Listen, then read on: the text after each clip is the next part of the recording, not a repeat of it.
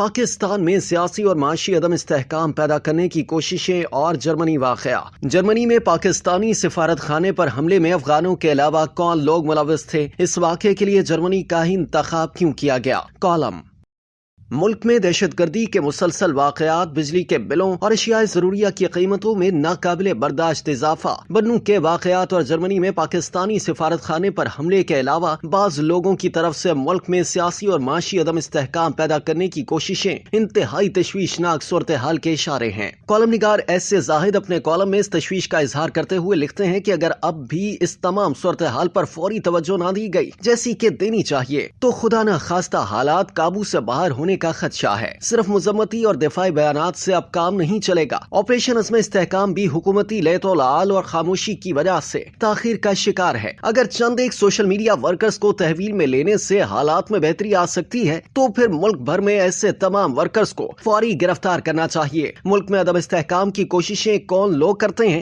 یہ کوئی خفیہ راز نہیں ہے۔ بنوں کے واقعات کے پیچھے کون ہے سب کچھ واضح ہے۔ بنوں کینٹ پر حملہ اور پھر امن مارچ میں فائرنگ ایک ہی سلسلے کی کڑی ہے۔ امن مارچ میں شرکا مارچ کے اندر سے فائرنگ اور اس کا الزام پاک فوج پر لگانا بالکل اسی طرح کی کارروائی ہے جس طرح 9 مئی کے تخریبی واقعات کیے گئے، جس کے مکمل شواہد کے باوجود پھر ان شر پسندوں سے اظہار لا تعلقی کا اظہار کیا گیا اور جوڈیشل انکوائری کا مطالبہ کیا گیا۔ بنوں واقعات پر بھی صوبائی سطح پر تحقیقاتی کمیشن اور جوڈیشل کمیشن کی باتیں کی جا رہی ہیں۔ یہاں ایک بات قابل توجہ ہے کہ کے پی اسمبلی میں آپریشن عزم استحکام کے خلاف قرارداد بھی منظور کرائی گئی اور اس سے پہلے بیانات اور خبروں کے ذریعے اس آپریشن کی مخالفت بھی کی گئی ہے۔ یہ تو واضح ہے کہ آپریشن عزم استحکام دہشت گردوں اور ان کے سہولت کاروں کے خلاف کرنا ہے۔ تو اگر کوئی نہ دہشت گرد ہے نہ سہولت کار ہے تو پھر مسئلہ کیا ہے؟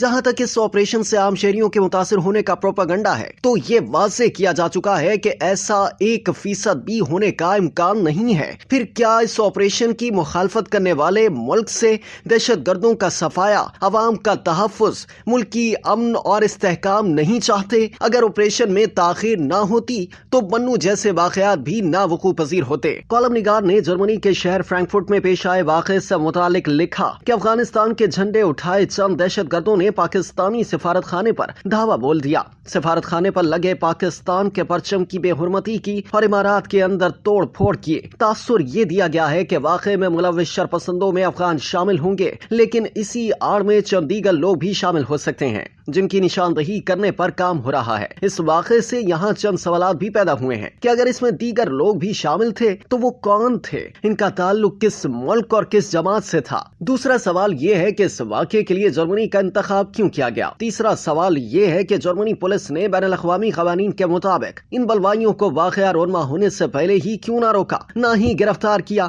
آخر کیوں وہ یہ سارا تماشا دیکھتی رہی؟ یہ بھی سوال ہے کہ شرپسندی اور بلوائیوں کو کن کی آشیرواد حاصل تھی اور کس نے اس کا باقاعدہ منصوبہ بنایا اور اس دہشت گردی کا انتظام کیا؟ اس مضموم واقعے کی وجہ سے تو وہاں بسنے والے پرامن پاکستانی بھی اپنے آپ کو غیر محفوظ سمجھنے لگے ہیں۔ حکومت کو چاہیے کہ اس واقعے کو سنجیدہ لے۔ صرف جرمن سفیر سے احتجاج ریکارڈ کرانا کافی نہیں ہے، باقاعدہ طور پر جرمن حکومت سے اس واقعے کی تمام تر تفصیلات سامنے لانے اور اس میں ایک ایک شرپسند کے خلاف سخت کارروائی کرنے پر زور دے، اور اگر اس میں کسی بھی طرح کوئی پاکستانی ملوث ہے تو اس کے خلاف پاکستان میں قانون کے مطابق کارروائی کرتے ہوئے عبرتناک سزا دی جائے تاکہ آئندہ کوئی پاکستان کے خلاف ایسا سوچ بھی نہ سکے۔